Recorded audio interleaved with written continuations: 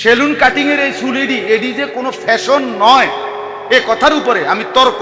তুমি কোন দিন বইবা আমার লগে কও, তারিখ কও, শুধু আমার মাহফিলের ডায়েরিটা একটু সাউন্ড লাগবে, এই কথা। আশেপাশে হইলে সারি আমি আমো, তুমি কও কোন দিন বইবা, তুমি কোন যুক্তিতে, কোন পয়েন্টে এটা সুস্থ স্বাভাবিক রুচি, আমি এটা বুঝতে চাই। কোন নাফিতের কাছ থেকে যে ফ্যাশন নেয় তার রুচিটা কতটুকু আমি তো এটাই বুঝি না। তার আত্মসম্মান কোথায় মিয়া, আত্মমর্যাদা কোথায় মিয়া? আজীব মুসলমানের নওজোয়ান খামখেয়ালির এক জিন্দেগি বানায় নিছেন। হযরত মালিক ইবনে দিনার রাহমাতুল্লাহ আলাইহি বলছে ইন্নামাল খায়রু ফিশ শাবাব, তিনি বলছেন সমস্ত কল্যাণ ফিশ শাবাব, যৌবনের মধ্যে, যুবকের মধ্যেই সব কল্যাণ। যুবক চাইলে গড়তেই পারে, যুবক চাইলে বরবাদ করে দিতে। যুবকের সংঘবদ্ধ শক্তির সামনে পৃথিবীর সব শক্তি মাথা নোয়াইতে বাধ্য। নওজোয়ানের স্পিরিটের সামনে আমি সব সময় যাব, কোন নওজোয়ান যুব শ্রেণীকে ভালো কিংবা মন্দ, যৌক্তিক কিংবা অযৌক্তিক একটা কিছু আপনি তার মাথার যদি একবার ঢুকাই দিতেন পারেন, এতে এটার মাথাত না যাইয়া থাকতেন, সে ঠিকই এটার মাথায় পৌঁছে যাবে। এটা গুরুত্বপূর্ণ বিষয়। এজন্য যৌবন নিয়ন্ত্রণ করা কঠিন, তবে নিয়ন্ত্রণ করতে পারলে সরাসরি আল্লাহর আরশের নিচে তার ছায়া, তাকে রব্বুল আলামিন পাশে বসার, এরকম পাশে বসার হাসরের ময়দান। আল্লাহ আমার এই নওজোয়ান ভাইদেরকে তৌফিক দান করে। নওজোয়ান ভাইয়া ফিকির করেন, জরুরি বিষয় বাপ। চারটা জিনিস একসাথ হইলে কোন যুবকের মধ্যে স্বাভাবিকভাবে চারটা জিনিস একত্রিত হয়। ওই কিতাবে আছে মিন ওয়াসায়াস সালাফ লিশাবাব, একটা আরবি ছোট্ট কিতাব আমি পড়ছি, আমার কাছে এখনো আছে। ওইখানে আছে যে কোন যুবকের মধ্যে চারটি জিনিস একসাথ হয়। এক নাম্বার কুওয়াতুশ শাবাব, যৌবনের শক্তি। দুই নাম্বার ফারাগুল ওয়াক্ত, তার মধ্যে অবসর সময় বেশি তার কাছে, কারণ তে তো কামাই করে না, বুঝেন না, কামাই তো করে তার আব্বা। 3টা বাজে বাইরেছে, রাত 11টা পর্যন্ত, ঘরে ফিরার পরে জিজ্ঞাসা কি করছো, ঘুরছি, এমনি ঘুরছে চরকির মতো,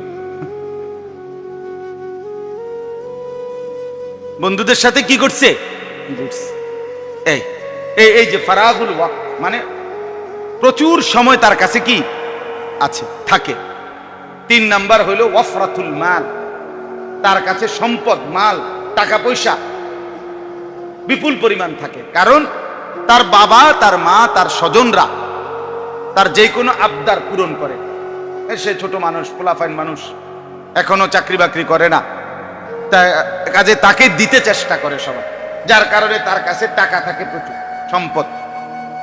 আর 4 নাম্বার হলো কাসরাতুল ফিতান, তার সামনে অসংখ্য ফিতনা, লোভের হাতছানি থাকে। 1 নারীর ফিতনা, 2 মদ জুয়ার ফিতনা, 3 বন্ধুদের আড্ডার ফিতনা, 4 যে কোনো রকমের নেশা, অর্থাৎ অনেক রকমের দোস্ত যাইবিনি কুনানে মোটরসাইকেলে কক্সবাজার দিল, ছেড়া ঢাকার থেকে মোটরসাইকেল ছাড়লো, কক্সবাজার গিয়ে থামলো।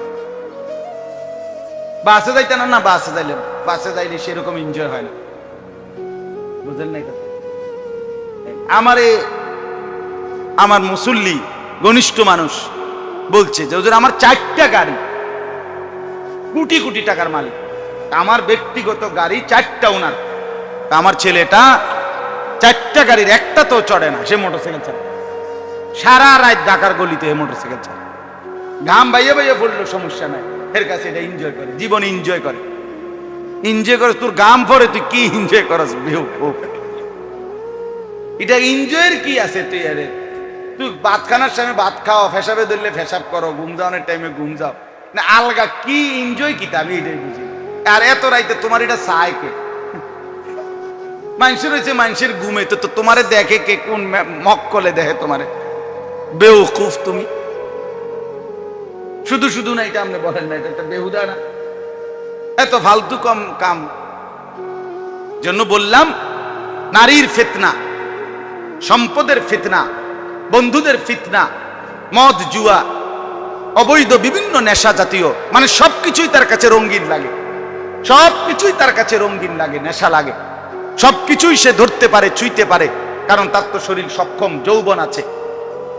তিনি বলছেন ওই কিতাবে মালিক ইবনে দিনার রাহমাতুল্লাহ আলাইহির বক্তব্যে যে এই চার জিনিসকে যখন কোন যুবক নিয়ন্ত্রণ হারা হয়ে যায়, অর্থাৎ আল্লাহ এবং তার রসুলের বিধান মতো, ইসলামের হুকুম মতো যদি এই চারটাকে নিয়ন্ত্রণ করতে না পারে, তো সেই যুবক হারিয়ে যায়, সে ধ্বংসের অতল গহ্বরে হারিয়ে যায়। একদিন সে আর নিজেকে আর খুঁজে পায় না, কারণ বন্ধুদের আড্ডায়, সমবয়সীদের আড্ডায়, নারীর আড্ডায়, মদ জুয়ার আড্ডায়, জিনা ব্যভিচারের আড্ডায়। আল্লাহ আমার সন্তানদেরকে, বন্ধুদেরকে, ভাইদেরকে, নওজোয়ানদেরকে মাফ করে দেন। আমি তো ব্যক্তিগতভাবে ফিকির করি, বাস শুনি, খেয়াল করি, এটা একটা এক একজনের এক একটা অভ্যাস। আমি আমার খেয়াল মেন ছেলেদের দিকে আমি তাকাই বেশি, কি করে হেতে করে ডাকে, কেমনে লড়ে, কেমনে কি করে, মোটর সাইকেলের ফা করে মনে একটা কুত্তা কামড় দিতে ফা করে দৌড় কি এরম করলি কা? কারণটা কি? এটা এরম কি? তোমার কি কুত্তা কামড়াইছে কোনো? তুমি এটা এরম এরম ধরে ছাড়লা কা? বলেন কোন কি দরকারটা কি? শুধু শুধু শুধু শুধু একেবারেই শুধু। এরপরে যে ট্রাক্টর ঢুকে লাইলা, কাভার্ড ভ্যানে ঢুকে লাইলা, আহ ওয়ালা তুলকু বিআইদিকুম ইলাত তাহলুকা। রব্বুল আলামিন বলে, বান্দা নিজেকে নিজে ধ্বংসের দিকে ঠেলে দিও না। প্রতিটা জান, প্রতিটা মিনিট, প্রতিটা মুহূর্ত দামি। আল্লাহ তাআলা কোরআনে বলছেন, বান্দা আমি কিন্তু হিসাব নেব, সেকেন্ড সেকেন্ড, মিনিট মিনিট, ঘন্টা ঘন্টা। ফাওয়ারাব্বিকা লানাসআলান্নাহুম আজমাইন। আল্লাহ বলেন, বান্দা আমি কিন্তু আমার নিজের জাতের কসম, আমি আমার রবের কসম, আমি আমার আল্লাহ নিজেই নিজের কসম করে বলছি, আমি কিন্তু তোমাদের সকলকেই জিজ্ঞেস করব। আম্মা কানু ইয়ামালুন, যে যা করেছো বান্দা আমি একটা সেকেন্ডও ফেলে দেব না, জিজ্ঞেস করব। ওমা কুন্না আনিল খালকি গাফিলিন। আল্লাহ বলে, আমি কিন্তু আমার একটা সৃষ্টির ব্যাপারেও এক সেকেন্ড গাফেল নই। গাফেল তুমি, গাফেল আমি, গাফেল কিন্তু আল্লাহ গাফেল নয়। ওমা রব্বুকা বিগাফিলিন আম্মা তা'মালুন। আল্লাহ বলে, বান্দা তোমরা যা করছো আমি আল্লাহকে এক মুহূর্ত গাফেল ভেবো না। ওয়াকাফা বিদুনুবি ইবাদিহি খাবীরাম বাসীরা। আল্লাহ বলেন, আমার প্রতিটা বান্দার গুনাহের পূর্ণ হিসাব রাখার ব্যাপারে আমি আল্লাহ কাফা, একাই যথেষ্ট। আল্লাহ বলেন, সুম্মা লাতুসআলুন্না ইয়াওমাইদিন আনিন নাঈম। আমার দেওয়া প্রতিটি নিয়ামত সম্পর্কে বান্দা আমি জিজ্ঞেস করব। লাতুসআলুন্না আরবিতে তাকিদের শব্দ, অবশ্যই অবশ্যই জিজ্ঞেস করব। হাদিসে আছে নবীজি সাল্লাল্লাহু আলাইহি সাল্লাম বলছে, প্রত্যেক মানুষকে আল্লাহ প্রথম দুইটি নিয়ামত সম্পর্কে প্রশ্ন করবে। কয়টা? দুইটা। এক, আলাম নুসিহ জিসমাক, বলো বান্দা আমি কি তোমাকে সুস্থ শরীর দেই নাই? এবার বলো সেটার বদলা কি দিস? দুই, ওয়া নুরবিকা মিনাল মা, আমি কি তোমাকে প্রতিনিয়ত তৃষ্ণার্ত অবস্থায় পানি দিয়ে তোমার তৃষ্ণা নিবারণ করি নাই? আমার সেই প্রতিবার তৃষ্ণার্ত অবস্থায় পানি পান করে তৃষ্ণা নিবারণ করেছিলে, তারপরে আমার শুকর কি করছো বান্দা সেটা বলো। এরপরে আস্তে আস্তে আগাম। আমার রোদ, আমার বাতাস, আমার আলো আমার অন্ধকার, আমার হাত আমার চোখ, আমার নাক আমার কান, আমার পা, আমার আলো অন্ধকার, আমার দিন আমার রাত, আমার ঘন্টা আমার মিনিট আমার সেকেন্ড, আমার দেওয়া তোমার স্ত্রী, আমার দেওয়া তোমার সন্তান, আমার দেওয়া তোমার সম্পদ মাল, একটা একটা করে বলো বান্দা কি করেছ? কি বলবেন বাপ? যুবক ভাই তোমরা যারা নামাজ পড়ো না, কি বলবা বাপ? হায় বাপ কি বলবা? দুনিয়ার সমস্যার সমাধান তো হইল না, সমাধান তো হইছে না, পুরা সমাধান আসবে না। আরো আন্দোলন, আরো কিছু হলো, আরো চেষ্টা করিলেও এই পৃথিবীতে আয় উপার্জনের জন্য মানুষের যত কামরা কামড়ি করুক, মানুষের সবগুলো চাহিদা, টার্গেট, প্রয়োজন পূরণ হবে না। দুনিয়া এক অতৃপ্ত জায়গা, যেখানে কেউ কখনো তৃপ্ত হয় নাই, তুমি হবে কেন? কেউ যদি বলে উনি এই রাস্তাটা করে দিছে, উনি এই রাস্তা করে দেওয়ার কারণে পৃথিবীতে অমর হয়ে থাকবেন, রাস্তায় যেন ডাক দিয়া কয় আল্লাহ দোহাই আমি তো থাকতাম না, এবারটা কেমন অমর হইব? আরে বেকুব তুই কারে কস? আমি জমি নিজেই তো থাকবো না, আমি দুনিয়াই তো থাকবো না, দুনিয়াতে অমর হয় কেমনে? অমর হইলে তো আমি নিজেই হইতাম অমর। এই জন্য বন্ধু বাপ সবাইকে বলি, রাত হয়েছে, আপনাদেরকে বুঝাইতে চাচ্ছি, খোদার কসম একটা একটা স্বপ্ন পরিকল্পনা সবগুলো পূর্ণ হবে না, একজনেরও না, অতৃপ্ত থেকে যাবে। দুনিয়া এক অতৃপ্ত জায়গার নাম, তৃপ্তির সব কিছু পরিপূর্ণ মিলবে শুধুই জান্নাতে। ওয়ালাকুম ফিহা মা তাশতাহি আনফুসুকুম, যা চাইবে দিল তাই মিলবে কোথায়? জান্নাত, জান্নাতে। অতএব আমরা প্রত্যেকে ফিকির করি। আমার কথা ছিল এই, আমি শুধু তর্জমা শোনাবো। আমার মূল বক্তব্য ছিল যে কথাটা আমি বলতে চাইছিলাম, নারীর পর্দা, নারীর নিজেকে সাজিয়ে রাখা, আল্লাহর দ্বীন আর কোরআন সুন্নাহর বিধান মতো নারী নিজেকে পরিচালনা করা। বিশ্বাস করেন এটাই ছিল মুসলিম নারীর মূল পরিচয়। তো ওই কথা থেকে গেছিলাম, হযরত আয়েশা রাদিয়াল্লাহু তাআলা আনহা বলছেন, আমার স্বামীর চরিত্র বলছো, আমার স্বামীর চরিত্র পুরাটাই কোরআন। মনে আছে না এই কথার থেকে? হ্যাঁ, ও বেচারারে সোজা করতে গিয়া আরেকদিকে মানে কাইতিয়ে গেছিল, যদি পইরা ওইদিকে মাথা ব্যথা পাইতো তাহলে পুরা মাহফিলের বদনাম হইতো, যে হেনে গিয়া বেচারা মোবাইলের ছবি উঠাই দিকে মাথা আড়াইলেছে। যাই হোক, তো এই জন্য বললাম, শেষ কথা হইল মা, এক নারীর মর্যাদা মা। আচ্ছা, মা হিসাবে নারীর মর্যাদা এটা কতক্ষণ কইলে শেষ হইব?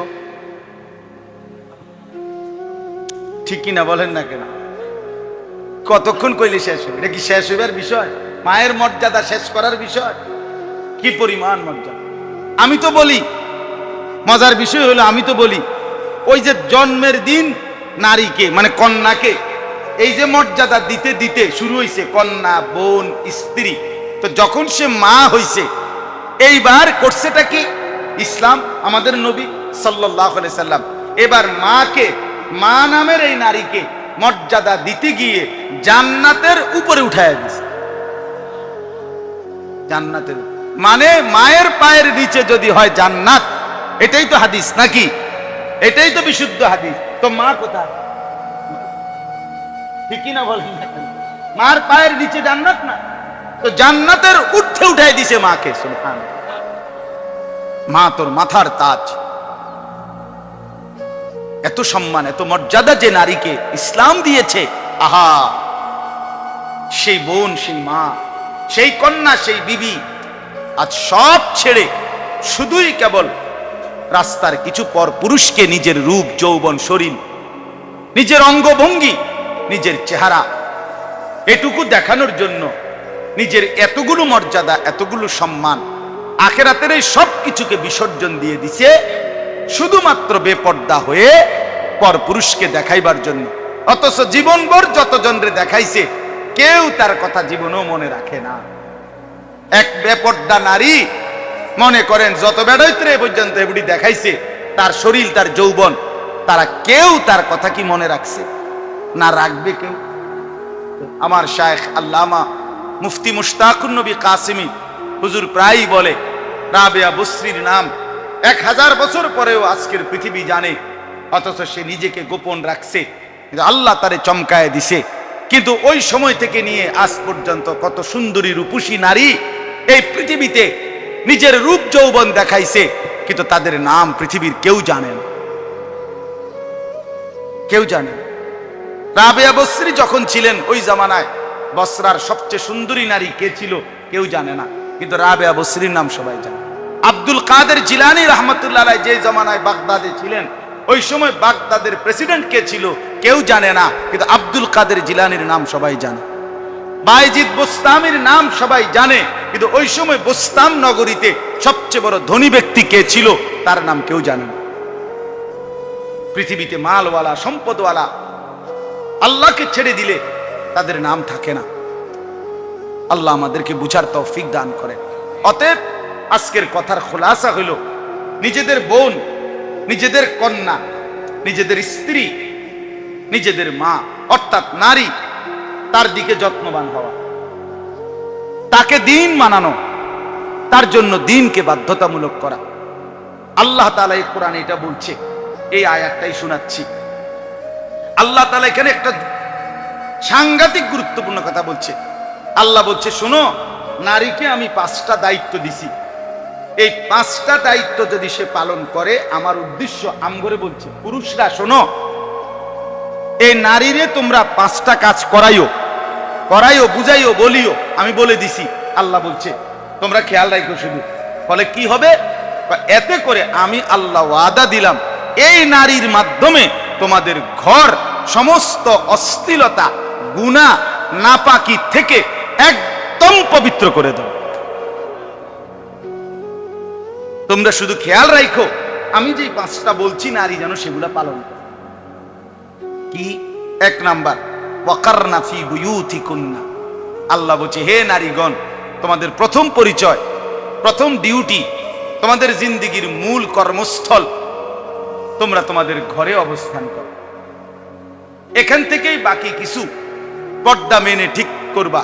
ডাক্তার দেখাইতে হবে, স্বামীর বাড়ি যাইতে হবে, বাবার বাড়ি যাইতে হবে, হজে যাইবা, একান্ত কোনো প্রয়োজনে দুনিয়ার যে কোনো কাজে বের হইবা, ঠিক আছে, বের হইও, দিন মাইনা, পর্দা মাইনা।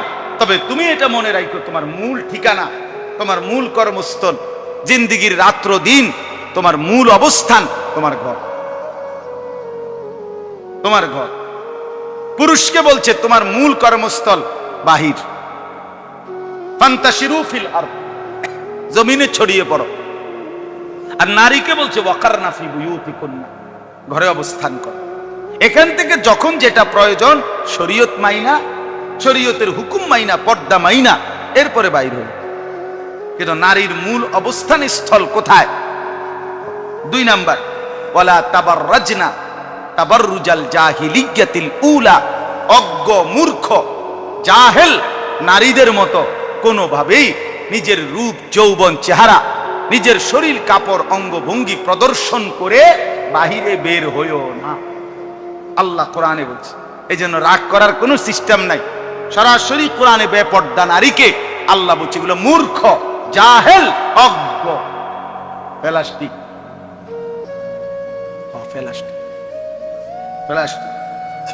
আল মারআতু আওরাতুন। নবীজি বলছে নারী বলে কাকে? যে নিজেকে ঢেকে রাখে। এক শব্দে পড়ি, আওরাত। নারী বলে কাকে? আড়ালে থাকে যে, লুকিয়ে থাকে যে, গোপন থাকে যে, নিজেকে পর্দায় আবৃত করে যায়। অতএব যে পর্দায় থাকে না, পর্দায় থাকতে পছন্দ করে না, সে তো প্লাস্টিক ছাড়া আর কি থাকে। আল্লাহ আমাদেরকে মাফ করে দেন। 3 নাম্বার, ওয়া আকিমনাস সালাহ।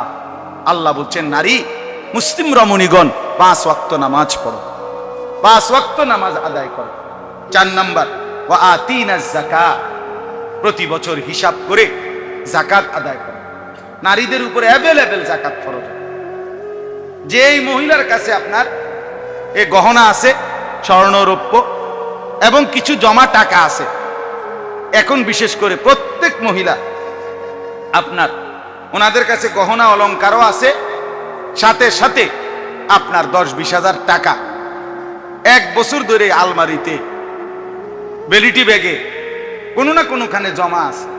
যেন বর্তমানে শতকরা 95% মহিলাদের কোরবানি আরে যাকাত ফরজ হয়।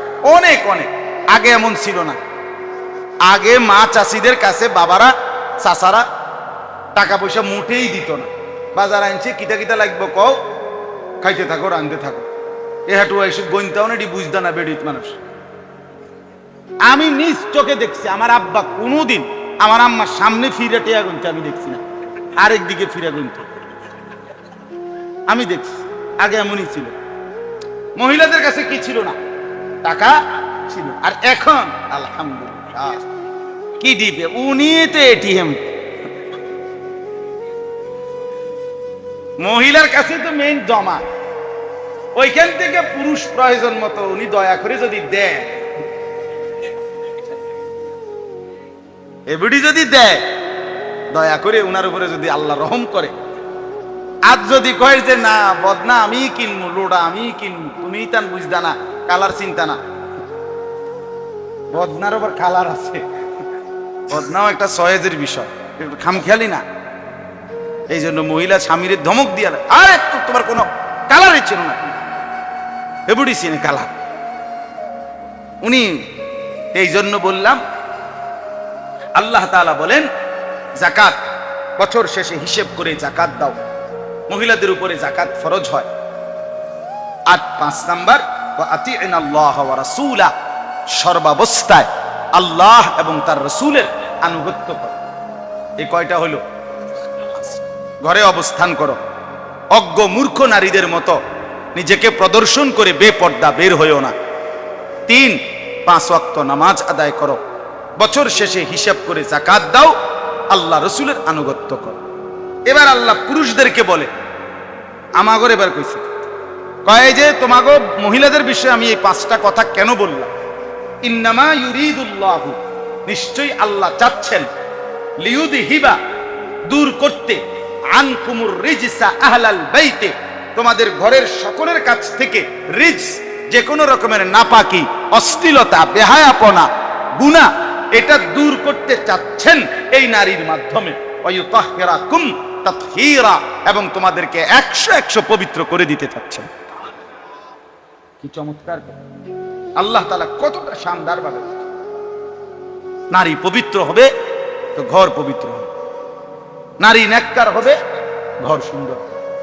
আমার বন্ধু, আমার যুবক ভাই, এটা খেয়াল করার বিষয় ভাইয়া, খেয়াল করার বিষয়। লোনা জলে তৃষ্ণা মেটে না, বুঝছেন এই কথাটা? না না, হুদা মাতা লাগেন না, বুঝছেননি কথাটা? লোনা জলে কি মেটে না? বঙ্গোপসাগরের উত্তাল ঢেউ, ওই লোনা পানি কি হবে না? তৃষ্ণা মিটবে না, আলাদা পানি লাগবে, মিনারেল ওয়াটার লাগবে।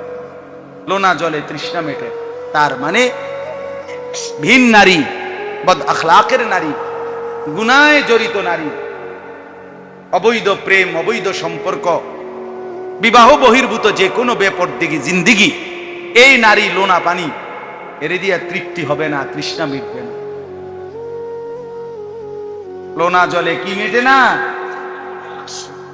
এই জন্য আল্লাহ তাআলা কোরআনে বলছে যে পুরুষ মনে রাখো, তোমার আখলাক খারাপ তো তোমার জন্য মিলবো আরেকটা খারাপ খবিশ, 2 খবিশ একসাথে হবে। আল খাবিসাতু লিল খাবিসিন, খবিশ মিলবে তোমার। নবীজি বলছে ফজরের নামাজ যে পড়ে না সে খবিশ, হাদিসে তো মিলবে এরকম আরেক খবিশ, আরেক খবিশ, নাউযুবিল্লাহ। এজন্য এমনে রাস্তার নারী আর মোবাইলের বেডি, এগুলি আসলে যে হাসি দেয়, মানে হাসি দেয়, হ্যাঁ ধোকা ধোকা। ল্যাবে পাঠাইলে ফরমালিন আসবে, রিপোর্টে বলবে যে পুরাটা ফরমালিন, হ্যাঁ ফরমালিন আসবে। ওই হাসি ধোকা, ওই হাসি কি ধোকা। বেপর্দা নারীর হাসি ধোকা, বেহায়া নারীর হাসি ধোকা। এজন্য যুবক ভাইয়া, লা তাকতার, প্রতারিত হইও না, প্রতারিত হইও। রব্বুল আলামিন যে শাহওয়াত দিয়েছেন সেটা পূরণের হালাল ব্যবস্থাপনা আল্লাহ রেখেছে। তৃষ্ণা যিনি দিয়েছেন হালাল পানি তিনি দিয়েছেন, ক্ষুধা যিনি দিয়েছেন হালাল খাবার তিনি দিয়েছেন, লজ্জাস্থানের শাহওয়াত যিনি দিয়েছেন হালাল স্ত্রী তিনি ব্যবস্থা রেখেছেন। অতএব নিজেকে বরবাদ না করুন, নিজেকে নষ্ট না করুন। আল্লাহ তাআলা শেষ বলছেন, ওয়াযকুরনা মা ইউতলা ফি বুয়ুতিকুন্না মিন আয়াতিল্লাহি ওয়াল হিকমা। এই কথাটাই শেষ। আল্লাহ বলছে, হে নারীগণ, নারীদেরকে বলছে, তোমরা পড়ো তোমাদের ঘরে দুই জিনিস, এক আল্লাহর কোরআন, দুই ওয়াল হিকমা রাসূলের সুন্নাহ। এই জন্য নারী তার ঘরে পড়বে আল্লাহর কোরআন, রাসূলের সুন্নাহ। এই জন্যই আমাদের এই মহিলা মাদ্রাসাগুলোতে 8 বছর 9 বছর 6 বছর 10 বছর লাগায়া ছোট্টবেলার থেকে নারীকে আল্লাহর কোরআন এবং রাসূলের সুন্নাহ হাদিসের কিতাব সহ পড়িয়ে তাকে তার কলিজার ভিতরে আখিরাত পর্দা মিলায়। আমি সেদিন একজনকে বুঝাইছি একটা বিষয় নিয়ে আর কি। মনে করেন সে একজন পর্দানশীল নারী বিয়ে করছে, আচরণগত তার মানে তার আচরণের মধ্যে একটু ত্রুটি, যে চেঁচাচেঁচি করে, খসর খসর করে, ভালো কথা, কিন্তু সে অনেকটা অভিযোগ দিছে আমার কাছে। কিন্তু আমি বললাম, ভাইয়া তুমি আগে দুইটা কথায় আসো। একটা হলো তার কথাবার্তা মনে করো একটু উগ্র, কিন্তু সে নামাজের ব্যাপারে 5 ওয়াক্ত নামাজ এটা কখনো ছাড়েনি তোমার জানা মতে এই পর্যন্ত বিবাহ হয়েছে কয় না হুজুর, এই ব্যাপারে আমি কোনোদিন বলতে হয়নি। আমি বলে পর্দা আমাদের এই যে মূল সারে এই পর্দা যেটা এটা করেনি, কয় এই ব্যাপার আমি 100 আমি বলে এইটাই আমগো মহিলা মাদ্রাসার বড়, যে এইটা কমপক্ষে 5 ওয়াক্ত নামাজ, তার চরিত্র, তার পর্দা আখলাক, এই ব্যাপারে তাকে আর তুমি বলতে হবে না ইনশাআল্লাহ। সে নিজের থেকেই এটা সত্যাগতভাবে করবে। আর উত্তম আখলাকের জন্য তার কথাবার্তা, তার সাথে মিল মহব্বত ভালোভাবে হওয়ার জন্য প্রতিনিয়ত আল্লাহর কাছে তুমি আমি দোয়া করতে থাকি। দোয়া করো, ইনশাআল্লাহ আল্লাহ চাইলে বদলাই দিবে। কিন্তু অসংখ্য পুরুষ তো, আমার একজন ঘনিষ্ঠ মানুষ আছে যে আমার কলিজার চাইতে বেশি মহব্বত করে, আমার খুব আপনজন। সে আমার কাছে আজকে না হয়তো 5 বছর 6 বছর ধরে প্রতিনিয়ত যখনই দেখা হয় তার চোখ দিয়া পানি পড়ে। শুধু এক আফসুস যে হুজুর আমার জীবনের আর কোনো অভাব নাই, কিন্তু আমি উঠতে বসতে শুধু আমার বিবিরে বলতেছি নামাজ পড়তে, কিন্তু সে নামাজ পড়ে না, সে নামাজ পড়ে। আমার জীবনের এটাই বড় আফসোস। তাইলে যে স্ত্রী নামাজ পড়ে না, পর্দা করে না, বিশ্বাস করেন তাকে এই বিষয়ে অভ্যস্ত করা অনেক কঠিন ব্যাপার, অনেক কঠিন ব্যাপার। এই জন্য দয়া করে আল্লাহ তাআলা কোরআনে বলছে, নারী তার জন্য এমন সবকের ব্যবস্থা করা উচিত, এমন পড়ার ব্যবস্থা করা উচিত যেন আল্লাহর কোরআন রাসূলের সুন্নাহ সে পড়তে পারে। ইন্নাল্লাহা কানা লতীফান খবীরা, নিশ্চয়ই আল্লাহ তাআলা সবকিছু সূক্ষ্মভাবে দেখেন এবং সংবাদ রাখেন।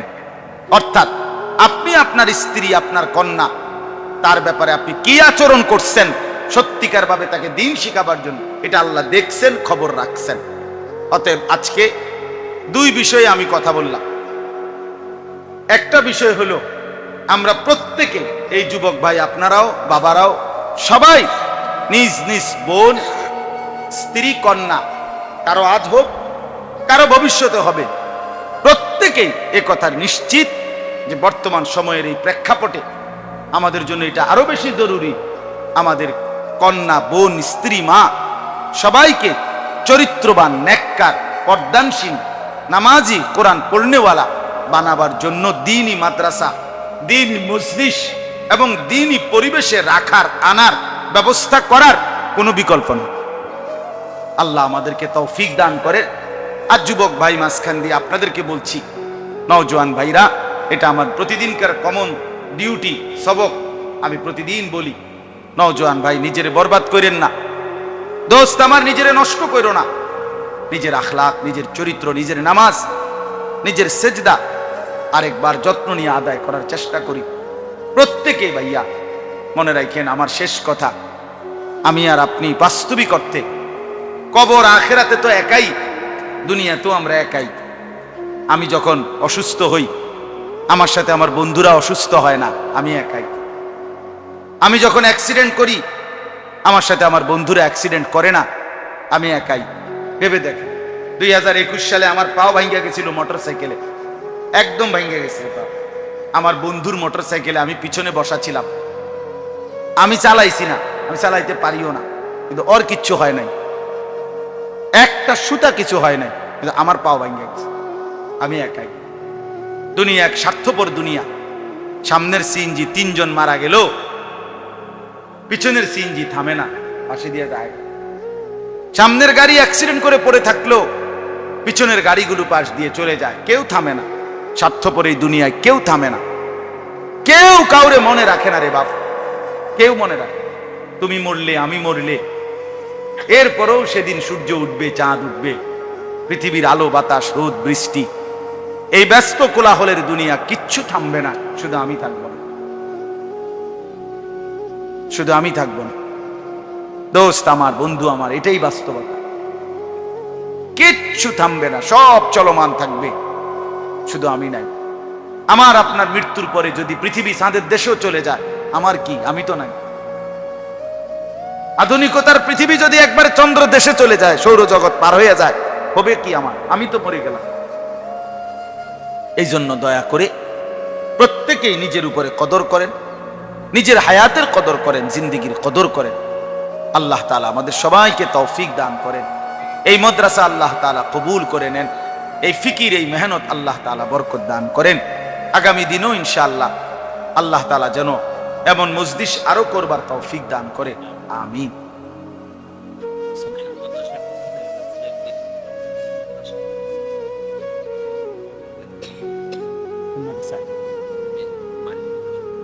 মাশাআল্লাহ, মাশাআল্লাহ।